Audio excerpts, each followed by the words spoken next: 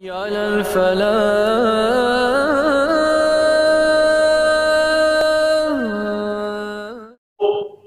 لکھ رہے تھے، اس میں اس کی وہ جو نوک ہے اس میں سیاہی لگی تھی، تھوڑی دیر کے لیے برق اٹھنا تھا، قلم رکھ دیا اور اسی دوران مکھی آ کے بیٹھ گئی۔ امام غزالی نے قلم کو ہاتھ نہ لگایا کہ مکھی پیاسی ہے، وہاں سے سیاہی چوس رہی ہے اور اپنی پیاس بجھا رہی ہے۔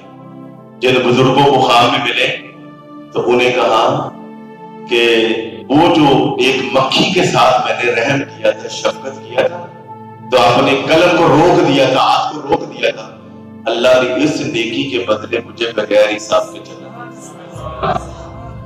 ایک بزرگ آپ نے سنے ہوں گے، شیخ احمد کبیر الرفاعی، جن کے بارے میں آتا ہے کہ حضور کی بارگاہ میں یہ زیارت کی، حضور غوث پاک کے دور کے ہیں، ان کا مزاج بھی بنداز شریف میں ہے اور حضور کی آل میں سے ہیں اور بہت بڑے محدث اور اللہ والے تھے۔ یہ جانوروں کے ساتھ بہت پیار ہے، بلکہ ہم تو بندوں کو ہم سلام نہیں کرتے۔ آتا ہے بغداد میں مقابلہ تھا لوگوں کا کہ آج میں اگے نہ میرے آنا ہے سرکار کسی نے پہلے سلام نہیں کرنے دیتے، اور واقعہ لوگ پوری پلانٹ سے آتے تھے مگر آپ سلام پہلے کرتے۔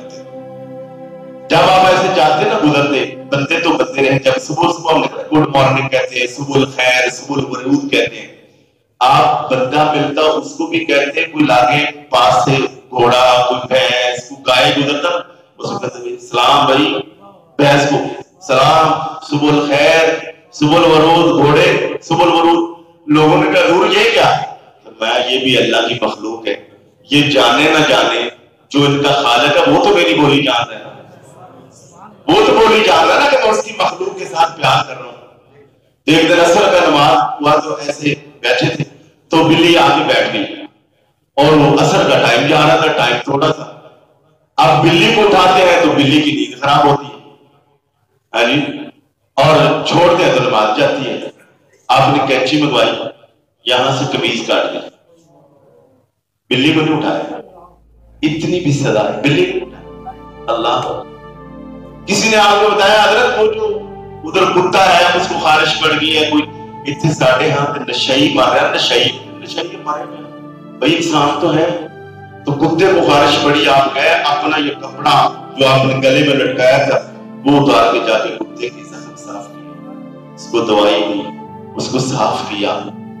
کسی نے کہا حضرت یہ کیا؟ کہا میں کتے کو نہیں دیکھ رہا، میں تو کتے کے خالق کو دیکھ رہا۔ نبی علیہ السلام کا فرمان پتہ کیا تھا؟ الخلق عیال اللہ، اللہ کی مخلوق اللہ کا قربہ ہے، کسے اپنے قربے کے ساتھ پیار نہیں